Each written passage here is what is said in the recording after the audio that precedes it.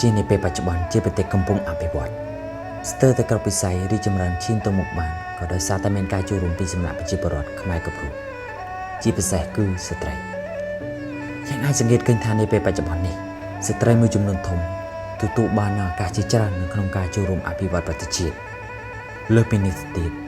ស្ត្រីមួយភាគធំបានក្លាយជាមេដឹកនាំនៅក្នុងក្រុមហ៊ុនធំៗនិងបណ្ដាស្ថាប័ននានាជាដើម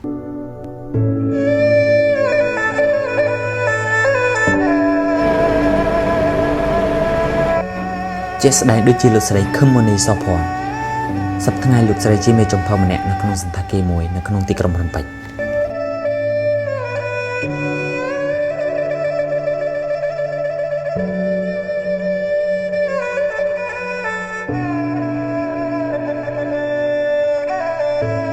ហើយសន្តាគារនោះមានទីតាំងស្ថិតនៅលើផ្លូវ51កាយនឹងផ្លូវ288ខាងក្រៅវត្តលង្កាក្បែរវិមានអេគ្រីលោកស្រីបានលេងលះគ្នាហើយក្លាយជាស្ត្រីមេម៉ាយតាំងពីឆ្នាំ1997មកម្លេះហើយការលេងលះនេះបានបន្សល់ទុកនៅកូនស្រីម្នាក់ដែលជាបន្ទុកយ៉ាងធ្ងន់សម្រាប់លោកស្រី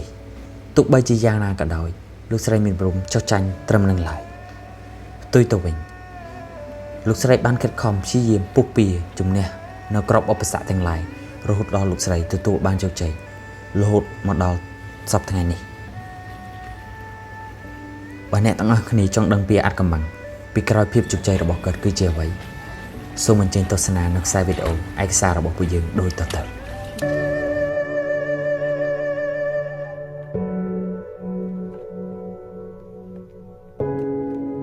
នាងខ្ញុំឈ្មោះខំម៉ូនីសភ័ណ្ឌអាយុ52រាល់ថ្ងៃនាងខ្ញុំរស់នៅផ្ទះលេខ2ផ្ទះលេខ24ផ្លូវ222សង្កាត់បឹងរាំងខណ្ឌដូនពេញរងថ្ងៃធ្វើការខាងចុងភៅនៅសន្តាគារប៉ាទីអូចាមុខងាររងថ្ងៃគឺខ្សែបមេចុងភៅចាហើយនាងខ្ញុំរៀបការតាំងឆ្នាំ94បន្ទាប់មកគឺយើងធ្វើការនៅក្រសួងបព្វធម៌ចាដល់ពេលធ្វើការអញ្ចឹងទៅវាដូចថាយើងរៀបការហើយយើងមានកូនអញ្ចឹងក៏ឈប់ពីធ្វើការរត់ទៅបើកហាងលក់ដូរចាដល់ពេលបើកហាងលក់ដូរទៅក៏វាមិនសូវកាក់កបអីចឹងណាយើងមិនសូវកាក់កបទេយើងក៏មកធ្វើចុងភៅវិញមកធ្វើខាងចុងភៅចឹងណាតែចុងភៅនោះនៅហាងរបស់ក្រិចជនជាតិក្រិចហ្នឹងគេបើករេស្តូរ៉ង់ណាហើយគេមានជួលមេចុងភៅមកពីក្រិចផ្ទាល់ហ្មងហើយចឹងទៅពេលធ្វើការអញ្ចឹងយើងដូចថាព្យាយាមខំប្រឹងប្រែងតែពេលហ្នឹងថាយើងវាមិនដឹងថាពឹងអីយើងមានតែធ្វើការហ្នឹងហើយដល់ពេលអញ្ចឹងទៅយើងឆ្លាតដែរយើងរៀនអញ្ចឹងទៅវាឆាប់ចេះណាតែ6ខែអាចធ្វើម្ហូបធ្វើអីបានហ្នឹងហើយដល់ពេលចុងភៅហ្នឹងគេទៅស្រុកគេវិញទៅយើងក៏ឡើងធ្វើមេគ្រប់គ្រងអីខ្លួនឯងអញ្ចឹងណាធ្វើតាមតែគាត់ចុងភៅគេហ្នឹងទៅហើយបន្ទាប់មកធ្វើរហូតអញ្ចឹងទៅចាហើយអ្នកលេងលះគ្នាពេលហ្នឹងក៏មិនទាន់លេងលះទេតែគ្រាន់ថាប្តីហ្នឹងគាត់ដូចអត់សូវទទួលខុសត្រូវអញ្ចឹងយើងចេះតែធ្វើការទៅដល់ឆ្នាំ97បានលែងគ្នាដាច់ដល់លែងគ្នាដាច់ទៅយើងធ្វើការពេញទំហឹងអញ្ចឹងណាមានកូនស្រីមួយតែនៅមួយម្ដាយតែយើងមិនចាំគាត់ទេយើងចាំតែកូនស្រីហ្នឹងទេឲ្យរៀននៅសូត្រចាតែយើងក៏មិនឲ្យរៀនធម្មតាយើងឲ្យរៀនសាលាល្អដែរអញ្ចឹងណាអញ្ចឹងបានរៀងថាពិបាកតិចដែរព្រោះយើងចំណាយលើការសិក្សាគាត់ច្រើនណាហ្នឹងហើយដូចថាអត់ចង់ឲ្យគាត់ធ្វើការពិបាកអីដូចយើងទៀតទេឲ្យគាត់ធ្វើការត្រឹមត្រូវអីដូចគេដូចឯងអញ្ចឹងណាហ្នឹងហើយ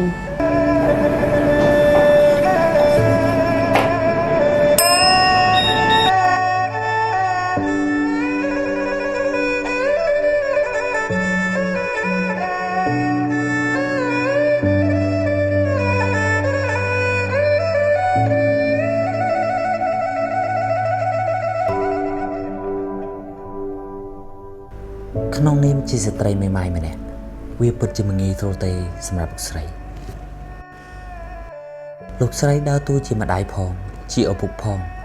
ដែលត្រូវរកប្រាក់ផ្គត់ផ្គង់គ្រួសារទាំងការចាយវាយផ្សេងៗនិងបង់ថ្លៃសិក្សាឲ្យកូនរៀននៅសាលាល្អផងដែរ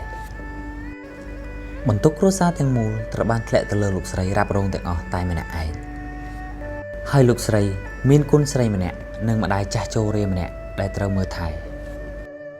តែមកទល់ពេលនេះជាអកុសលម្ដាយលោកស្រីបានទទួលអនិច្ចកម្មបាត់ទៅហើយទោះបីជាយ៉ាងណាក៏ដោយលោកស្រីអាចរៀបចំទុកដាក់ទ្រព្យសម្បត្តិមើលថែកូនបានយ៉ាងល្អជាពិសេសលោកស្រីបានទូនមានព្រានប្រដៅកូនរបស់លោកស្រីបានយ៉ាងល្អត្រឹមត្រូវតាមគន្លងធម៌រហូតកូនលោកស្រីបានបញ្ចប់ការសិក្សាហើយនឹងមានរសាថែមទៀតផង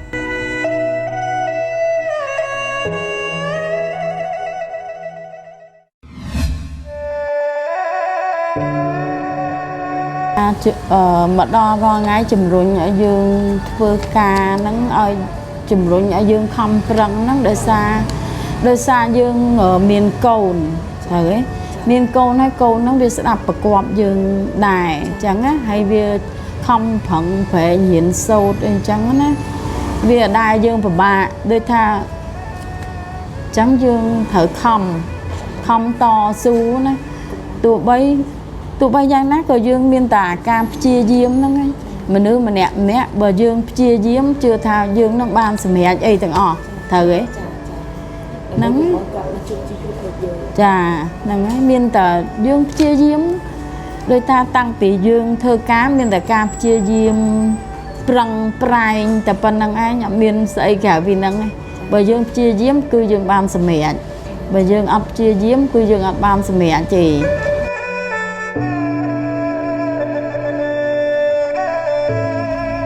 ដោយសារតែលោកស្រីទទួលបានកម្លាំងចិត្តដ៏ខ្លាំងក្លាពីកូនរបស់លោកស្រី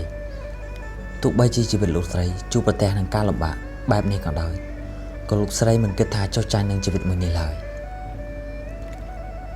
លោកស្រីបានបន្ថែមទៀតថាលោកស្រីមិនចង់វិលត្រឡប់ទៅកាន់ជីវភាពលំបាកដោយកាលពីមុនទៀតនោះឡើយម្យ៉ាងទៀតលោកស្រីក៏មិនចង់ឲ្យកូនរបស់លោកស្រីលំបាកដូចជាលោកស្រីនោះដែរទើបធ្វើឲ្យលោកស្រីខិតខំព្យាយាមទម្រាំមកដល់ចំណុចនេះ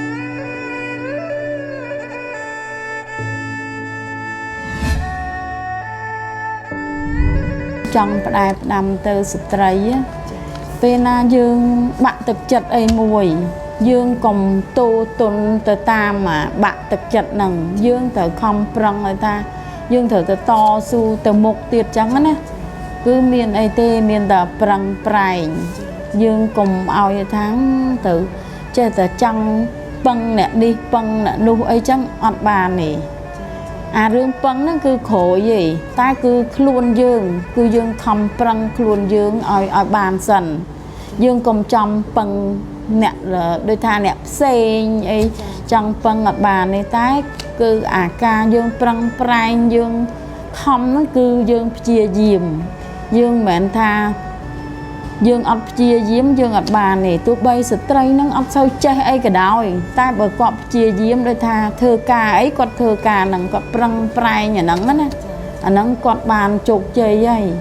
គាត់កុំតែគិតអីផ្សេងដូចថាអត់សមត្ថភាពទេចាំពឹងគេអីអត់ទេដូចថាអាពឹងហ្នឹងក្រោយទេមានអ្នកគេជួយគឺជួយយើងទៅត្រូវទេបើអត់យើងគឺខ្លួនឯង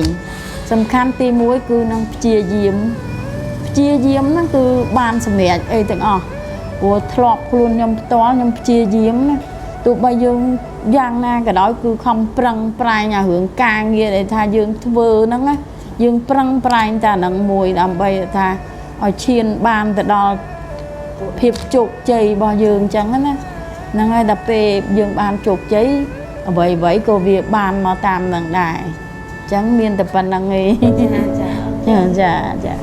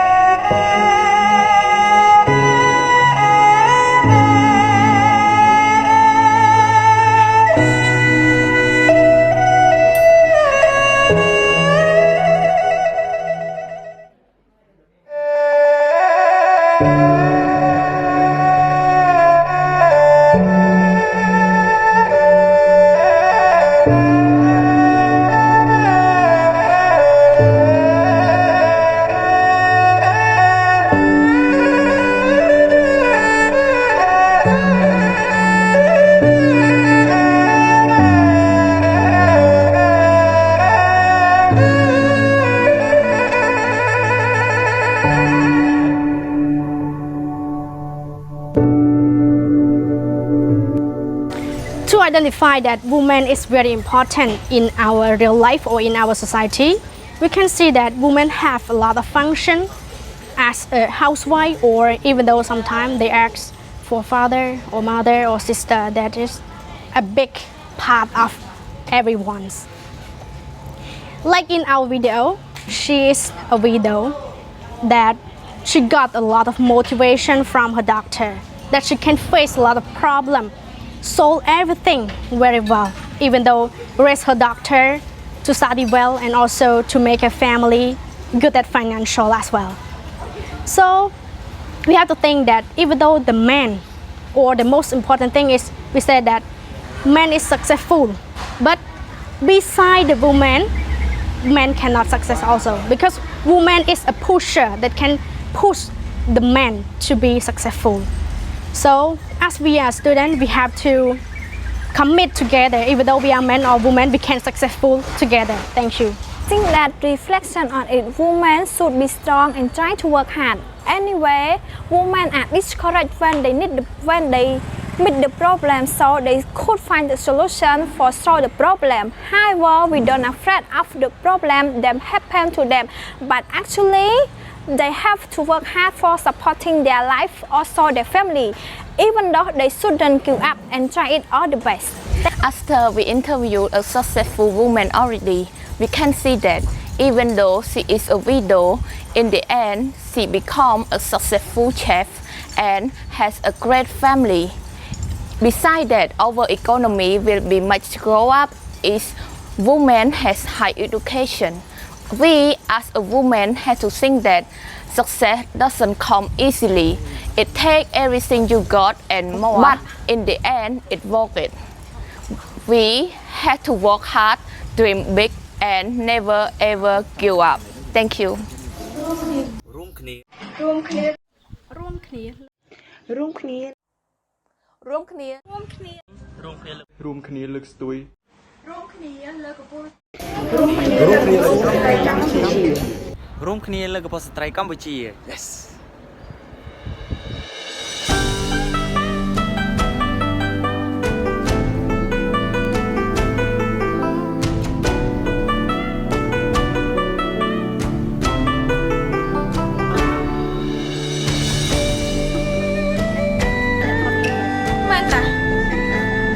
មួយរៀបហើយនៅ1 2 3 We think that reflection on it, women should be strong and try to work hard. Anyway, my thumb was ឲ្យញ៉ាំ women that you ឲ្យញ៉ាំដល់ពេលនិយាយ